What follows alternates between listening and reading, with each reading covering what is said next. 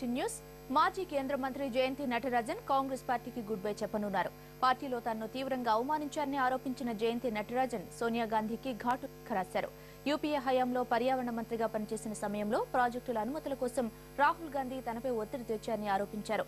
నిబంధనల మేరకు నడుచుకుంటున్న తన్ను బలవంతంగా పదవి నుంచి తొలగించారని విమర్శించారు. సోనియా గాంధీ కుటుంబానికి లాయర్ గా ఉన్న జయంతి నటరాజన్ ఈ ఆరోపణలు చేయడం పార్టీ వర్గాల్లో సంచలనం సృష్టిస్తోంది. జయంతి నటరాజన్ ఇవాళ పార్టీకి రాజీనామా చేయనున్నట్లు సమాచారం. రాజీవ్ గాంధీ ప్రోత్సాహంతో కాంగ్రెస్ పార్టీలో చేరిన జయంతి నటరాజన్ 2 సార్లు రాజ్యసభ సభ్యురాలిగా పనిచేశారు. తమిళ మేనిలా కాంగ్రెస్ ఏర్పాటులో కీలక పాత్ర పోషించి ఆ తర్వాత తిరిగి కాంగ్రెస్ గూటికి చేరారు.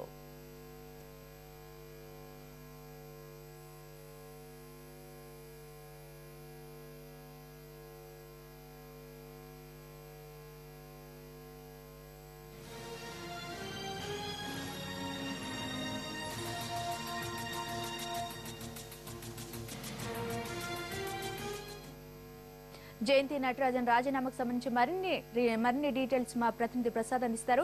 ప్రసాద్, చెప్పండి, అసలు జయంతి నటరాజన్ రిజైన్ చేయడానికి కారణాలు ఏంటి? దీనికి సంబంధించిన పూర్తి డీటెయిల్స్ ఏంటి?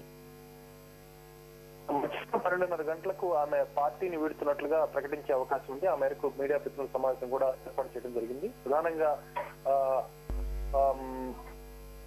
లోక్సభ ఎన్నికలకు ముందు కొద్ది నెలల ముందే ఆమెని పర్యావరణ శాఖ మంత్రిత్వ శాఖ నుంచి తొలగించడం అన్నది ఆమె చాలా తిరుగు వహించింది. ప్రధానంగా ఆమె చేసే ఈ రోజు ఆమె సోనియా గాంధీకి రాసినటువంటి లేఖలో ప్రస్తావించిన అంశాలను కనుక చూసినట్లయితే ప్రధానంగా ఆమె మానసిక క్షోభకు గురైనట్లుగా, అదేవిధంగా చాలా అవమానాలు గురైనట్టుగా ఆమె భావించి, అదేవిధంగా తనపై రాహుల్ గాంధీ కార్యాలయం చేసినటువంటి కొంతమంది వ్యక్తులు ప్రధానంగా తనపై మీడియాలో తప్పుడు వార్తలు వచ్చే విధంగా, తన ప్రతిష్టకు భంగం కలిగే విధంగా తమ ఈ ప్రయత్నాలని చేశారని అన్న విషయాన్ని ఆమె లేఖలు సోనియా గాంధీకి రాసిన లేఖలో ప్రస్తావించడం జరిగింది. ప్రధానంగా ఆమెని అర్థాంతరంగా మంత్రివర్గం నుంచి తొలగించడం, అదేవిధంగా ఇన్ని రోజులుగా కూడా ఆమె మౌనంగా ఉంది. ప్రధానంగా అంతకుముందు జీకే ముప్పనాథ్ స్థాపించినటువంటి తృణమూల్ కాంగ్రెస్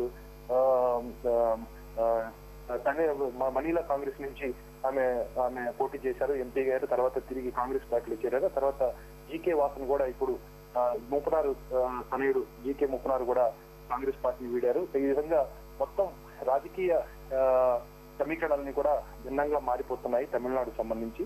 ఆ విధంగా ఈయన కూడా పార్టీని వీడేందుకు సంసిద్ధమైంది. ఇప్పుడు ప్రధానంగా వెంటనే ఇలాంటి పార్టీలో చేరేందుకు తన అభిప్రాయాన్ని వ్యక్తం చేయట్లేదు. కానీ కొన్ని రాజకీయ సమీకరణలు మారే విషయంలో ఆమె కీలక పాత్ర పోషించబోతుంది. ఇటు ముప్పనారు జీకే వాసన వైపు ఉంటారా, లేకపోతే బీజేపీలో పార్టీలో చేరతారన్నది ఇంకా ఇది విధంగా తెలియలేదు. కానీ ప్రధానంగా తమిళనాడు రాజకీయాలకు సంబంధించి మాత్రం బీజేపీ చాలా లక్ష్యం పెట్టుకుంది.